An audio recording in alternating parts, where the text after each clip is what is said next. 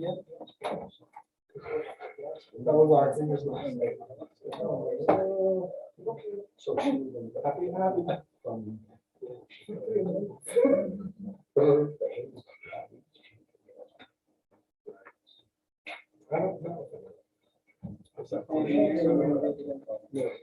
Okay. Welcome, everybody that's here. It is October 12th, 7 p.m. regular city council meeting. We are excusing council members Cal Nixon and Cheryl Dowers. We're unable to attend, but we have quorum. We're good to go. We'll begin with a prayer or thought by Robert Kirk, followed by prayers. Father in heaven, we servants bow to you for this time to give thanks for all the blessings we receive. We're so very grateful for the snows and rain that have fallen on this land.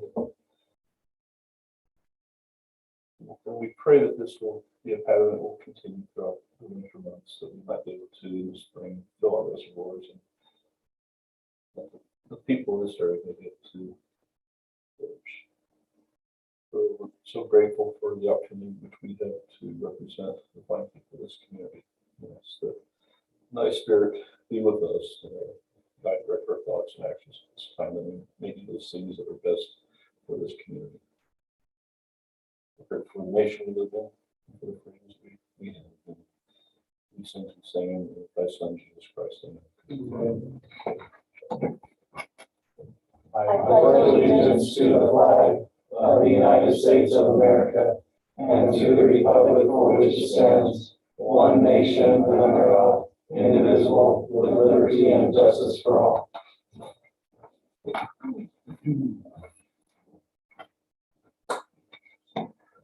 Okay.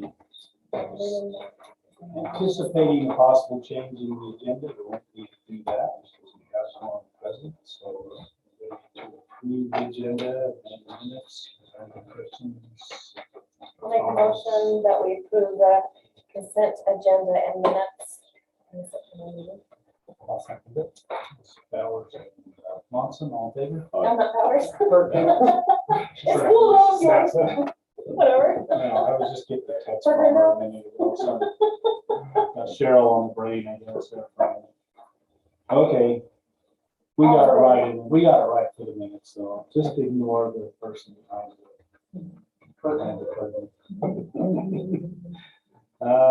All right. I don't suspect there's any conflict of interest on there. We will only have one item that we're picking up as in reports. Is there anybody, member of the public, which would like to address council at this time? Glad that you're calling. Staff can do that. You don't have to be. Okay. I think Terry had a few things. Yeah, they did. He's saying no. All right, moving on to reports. I had nothing particular. Anything from any member of council? I've been working with the high school, a couple with at the high school, I can't remember what groups, but they are doing meet the candidates type night next week on the 20th at 6 o'clock at the high school little arena. I don't think it'll be like a debate. I think it'll be more of a here's some questions and what are your thoughts kind of thing. So, Are they reaching out to him to do like? I help them, so I've talked to all of them. Some can't be there just because of the scheduling things that they have, but it will happen. I mean, I know ballots are already out, so it might be a little too late, but there's some people that it might help. So. Okay. That's the council. City manager, what do you got for us? So we've got the status report. There's not much change to the items in the status report. Kind of where they were, not a lot's changed the last couple of weeks. But you probably read through my report on the League of Cities and Towns conference. And I'm not going to go through everything that I wrote down there, but you see, I've talked about housing, water conservation. The state is starting I believe they're calling it a watershed committee or something to that effect, but basically they're taking the general managers of all the four main water districts in the state, three of them up north, one in St. George, and then they're adding a member of the League of Cities and Towns onto that to come up with ideas for water conservation through the state, as well as making recommendations and creating better awareness. I asked to be that League of Cities and Towns member because I noticed there's no representation from southeastern Utah. And I felt that our voice is very important to be heard. And even if I don't get on it, I'm going to make it a priority to make sure that that committee is aware of the issues going on down here, because I think that's an oversight to have overlooked here in the state. I also wanted to note just I had the opportunity to kind of present or be on a panel for mental health with the survey. If you remember, Courtney from USU, Dr. Clint presented. And one of the things that we really discussed, and that hopefully maybe we can do as we prepare this next year's budget, was how a lot of the information in there can help the council see and prioritize what's important and what's needed in the community, because it gather more information outside of just mental health. It gathered demographics and a variety of things. And then I guess housing, there's a few different ideas on housing and also potential for breed and public infrastructure in the city, but there are ideas that I kind of want to flesh out a little bit more, get steps. There's some of that information there. Outside of that, that's all I have to say. Can I piggyback off of Dave's, because I forgot that I went to the same conference. But so I'll be actually serving on the USCT board starting in January for the area, which hopefully will help do something. I like that. I went after that position. And interviewed as one of the finalists, and I've been forever thankful that it Right. picked me in the end. Comfort. Because I have too many other things going on. As I've been, So- What things are you planning to drop? Right. I just like to add things. I don't really get rid of things. So I'll start serving on the USCT board in January. With the USU survey, I sat in that class or the session. And afterwards talked to Dr. Flint, and they're going to start a pilot. I'm working with her to start a pilot program to send a similar survey to the youth in the different communities. And our school, assuming that they want to participate, will probably be the first one to start that pilot program. And then I presented at the high school last week, and I kind of presented this survey to the students, and we did a little bit of a survey, which matched similar things. That's kind of how I got grouped in with the leadership class and the Newton County design. And then with the housing, I started the governor's Rural Leadership Academy last week as well. And he was there and we talked about housing and incentives for housing in rural communities. And so that's something we'll talk more about as well. Yeah, on that note, I think the league they're going to have a subcommittee just within the league, and they're going to have Mr. I think it's the rural housing committee as well. So it's been really good. I think between Logan and I, we've been able to make some real headway. Sounding the drama about planning in San Juan County, the state, and the league. On that one, I'm glad you're on that housing theme, in your report here, and I understand some of the motivation for what they're doing here, but I have some real reservations about, and you know, the legislators effort to make it easier for developers by allowing them to hire building inspectors and some other things, or the state taking over zoning powers from communities, like they have absolutely no idea what our community wants. And I know some of what guys are thinking there, but there's some real terrifying ideas people going around as far as local control. So, A couple of the talking points on the developer side is housing affordability, property rights, and then they're also talking about timeliness and things getting done. But one of the issues that's really been discussed, I believe, is it used to be a large majority of our legislators had previously served in city councils as mayors. So they have an understanding of municipal government. That is very much not the case now. And so what they are asking our elected officials to do is talk to your legislators on a regular basis, specifically about these municipal impacts, because they don't see decisions that they make about housing up north impact us just as much, but impact us adversely in different ways that they're not paying attention to. So, yeah.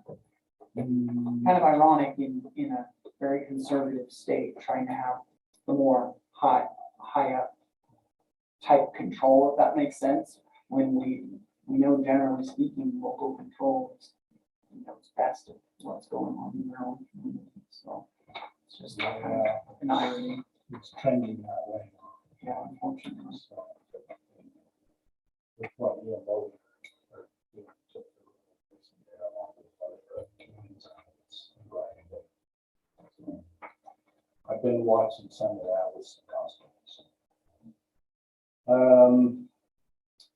Moving on, finance, Kim Palmer. In the packet, do you have any questions? It's just the invoices with the last couple of weeks. Invoices there. No. Okay.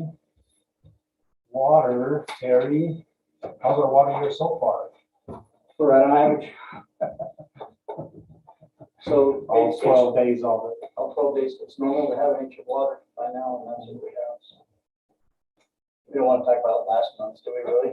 No, and I know, We ended, there we are. I know the long range forecasters are still saying unusually dry in the west again this year. But we're really hoping that this, we had a monsoon season and it's kind of kept going. I hope that we're seeing a pattern. It's going to sustain through the winter.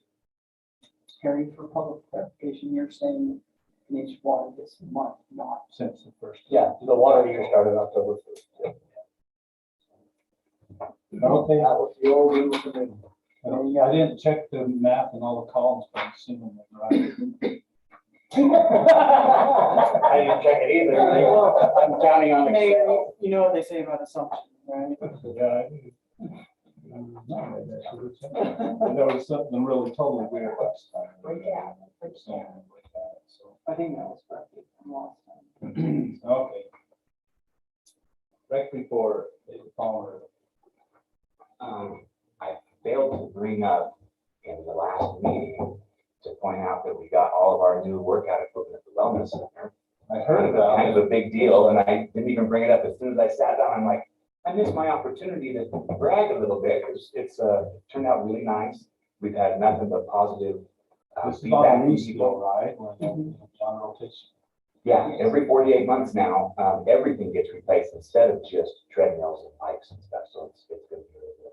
Do you want to highlight about the old equipment? Yeah, I was gonna bring that up too, that, so in, the next city council packet, not the next one I come to, but, David will probably have in there, because I'll get it to him, a list of the old stuff that we have to surplus, but we have to bring it before we can do that. And so we'd like to get on that right away, because we really don't have any place to put it. Oh, that was all the stuff we had bought, right? Yes, from the. So phase one, yeah. moving forward, Not just, they'll take the old. yeah. Okay. So because there wasn't very much leased equipment, it was just the treadmills and the bikes.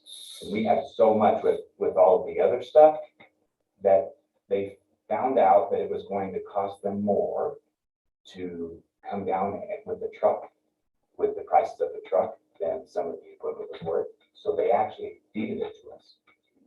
So Which they in won't the addition next time, to- because there's a lot of stuff for the next time. So it's a unique situation, but so that left us with a lot more stuff than we could anticipate. So we've put some over at the fire station. So the fire station essentially has a full gym now Nice. over there. And then we'll surplus whatever, unless police decide last minute that they they want any, but I was gonna say, where'd you put it out? Right next to Diane's desk. She does that. well, they could put one, I know my husband, they could donate joke. But, so I missed that opportunity, so I didn't want to miss that this time, but it's really been nice. So hopefully somebody comes to. Other than that, any questions on the report? Do you wanna highlight outside what's going on in front of City Hall? I want to point it out because it's a mess. Well, It is progress. We're a little past halfway done, but just fill dirt and some of these things that just slow monotonous stuff. We anticipated having it done sooner rather than later, but it's taken us probably a few days longer. we were supposed to be, myself included, laying pavers today, but Yeah. it's snowed. Yeah. So, and filling the rest of the planters with some fill dirt and stuff, but it's kind of a muddy mess. So where our dirt is and everything, but yeah, it's been kind of a fun project. For those that aren't aware, it was a correlation between Utah State with the grant, and then our grant is being matched by labor and time from our staff. So not having to come up with a lot of money, and the reason we're doing this, some people are like, well, what was wrong with the grass? Other than somebody stole it, so we had to do something. So it's like a low water situation. All of the stuff is on soakers so that there's no overspray or evaporation or anything like that. So it really uses a lot less water, and it shows that you can still do really nice landscaping on a really low water budget. So I think that's the point. Yeah, we're trying to demonstrate that we can have less grass And set the example. and right, exactly. Okay. Any questions for Dave? Okay, police report, Chief. Mayor and Council, for the first time in, I don't know how many months, we're actually lower on calls for service this month than we have been. Pretty good for several months now, so. Hopefully trend in that direction, but we'll see what's going on.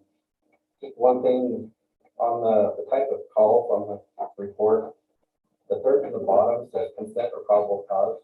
That's just like a vehicle search. If we search the car, we're getting case numbers for those because we want to document what we're doing there.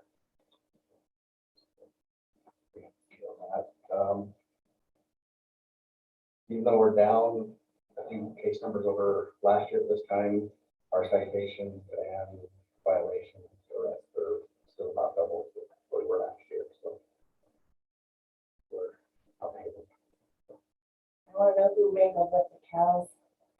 And what, like, how do you deal with that? Do you try to find who owns them, or? We tend to know who they belong to, because the two things that account all the time. Non-dog problem, cows. Yeah, and Officer Sanchez is good to put that in there, because we do chase cows once or twice a month. That's when they came out with the horse. Okay. They're pretty mellow cows, and they kind of know their way back home. So we just kind of guide them in the right direction. Well, I saw that there was a rodeo no, in New York, what's the old basketball. Madison Square Garden. One of the steers got loose, he's rolling around downtown. And I saw the video, there's like 20 police officers, and they're all freaking out, running, and it charges them, and they all run. And finally, some little cowboy walks up there, and just walks up to the steer, grabs his horn. Yeah. Turns it down, puts a rope on it. Yeah. I don't know what you're doing. I wouldn't want to see when the officers try that. We have done that with sheep before, but Mhm. I don't know, but Isn't that mutton busting? yeah. Oh, Okay, you have any questions or? Everyone in the department is doing well. I mean, like there's a huge police shortage everywhere, and luckily for us, we don't have that. Yeah, everybody seems to be doing well. Myself and the big looking to be working out. Spirits are generally high. We have our ebbs and flows with different cases together working, some took it long back a little bit, but once we get that behind them, they'll Thanks, Steve. Economic Development Conference. Yeah, I'm gonna sound like a broken record because I attended a housing meeting and sat next to the director of the ULCT and it sounds like we're covering our bases there really well. So this was this conference down in Cedar City. Logan also had the chance to attend this. Hopefully he had good things to report as well. But in essence, it's, the governor's had in the previous, regime, there was quite a few different conferences. He put all those to one. One in the fall and one in the spring, so that it makes it a little bit easier for everyone to be there. This event usually has 200, 250 people, and this year they had 750. I think like anything else that we do, the main thing is that, Logan and myself were there to represent Blanding. You have Christian over there to represent USU Blanding. And at the end of the day, I think Blanding is the best small town that's represented there by a long way. I mean, everyone knows who we are. They happy to see us. They have questions, concerns, and I think that's the goal that we're striving for, is to be the voice for this region. And I think that's being met for everyone. So it's nice to be a part of that. And I felt like this was by far the best they've had the two other times I've attended. They've been good, they're worth going to, but this one just seems pretty dialed in and very well centered on rural affairs and even to small towns, it wasn't just, sometimes it's just the kind of price in Cedar City rural. And this one felt like, at least the sessions I was able to attend, everything applied as much for a town of 3,800 as it did for 38,000. So really enjoyed it. Questions from council? Thank Okay, you. thanks, Brett. Okay, now we're on to the business public hearing. I entertain a motion to go into public hearing on an annexation request. So motion. Cheryl. I'll second that. Okay, it's Perkins and Monson, all in favor? Aye. Okay, so we are officially in a hearing, considering an annexation proposal. Do you want to speak to this? For that, just let us know. And Sure, that's what we that's got going. This is hopefully the final step in the Bandus annexation at approximately 800 north, 100 east Mountain Road. Up there, the new house that Mike Lee's been building for the last year up there. They have requested about a year ago annexation of that property. We had to go back and complete some of the steps that we needed to do to meet the state law for annexation. Those steps have been completed. We do have an annexation plat. If I can get the mayor and the city manager, city recorder to stay after a minute, we can witness you guys, the mayor's signature, you can witness it. Then we should be ready to take that over and get it digitized so we can send it off to the governor's, lieutenant governor's office. Okay, so there was some discussion and stuff on this with the builder and the owner, and in the end, everybody was cool on the where we ended up with it. At least nobody's here complaining about it. I called Miss Casey. I always try to butcher her name. I called Casey and talked to her about this meeting, informed her that she's welcome to be here and talk about it. She said, okay, what time was it? And I told her, and so I don't think she's too concerned about it because she's not here. Okay, is there any public wishing to address the annexation we're considering? Seeing none, a motion to close the public hearing is in order. I'll make a motion to close the public hearing. I'll second that. Oh, it's Turk and Perkins, all in favor? Aye. So we can move right into the business item with no further ado on approving that annexation, which we've done all the legwork for, and it's ready to go. We need a motion to close the public hearing. Oh, Okay. sorry. Okay, we missed that. Never mind. We move quick at this table. Okay, this is your motion, right? Right here. I'll make a motion to accept the ordinance. 1/6 mandatory annexation. I lost it. I lost it somewhere. Okay, so that's Kirk Monson, all in favor? I, Okay. That sounds unanimous. We have this new little piece of land in this city. Now I'm gonna shut them down. I lost my agenda, but I think we're good. Yeah, we have a temporary conditional use. Hunting for this and I lost that. Okay. All right, I remember reading on that. So, Brett wants to bring us up to speed on that. Yes.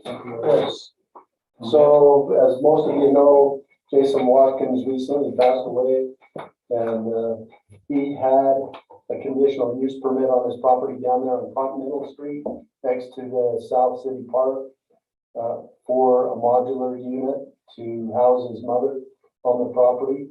And the daughter and her stepdad or whatever, anyways, they came in, she's supposed to inherit that property. They requested to renew that. We researched it. They were a little bit over the 2 years, so it does need to be renewed. They say that the mother is currently visiting with one of the other sister, but they anticipate her coming back here. And so they still want to have the availability of that mobile home to allow her to live on that property. See any problem with it? If it's all, we made all the rules. Yeah, the council is the land use authority on this, and the way our ordinance is set up, you can grant a 2-year extension to that. And the conditions are, as long as they meet those conditions, they can utilize it for 2 years, and they have to come in and get it reviewed. Or if we notice as a community that they're not utilizing it in that way anymore, then the mobile home has to be removed from the property. If they have to come in and get it reviewed or renewed, and they did it, is it a new one then, or is it just the extension off of? It's the extension. They requested that they came and met with me Oh, okay. after the funeral, and they requested that, and so Okay. they've officially requested it to be renewed. Okay, any other questions on that? No. So I would entertain a motion on that resolution 10/12/2021-1. I motion that we approve resolution 10-12-2021-1. I'll second that. That's Swanson and Perkins, all in favor? Aye. Okay, thank you. I don't know of any reason for a closed session. I'll make the motion that we have. Wow. Nice. You gotta really be quick to pull out. Better hit that gavel. Monson and Kirk, all in favor? Aye.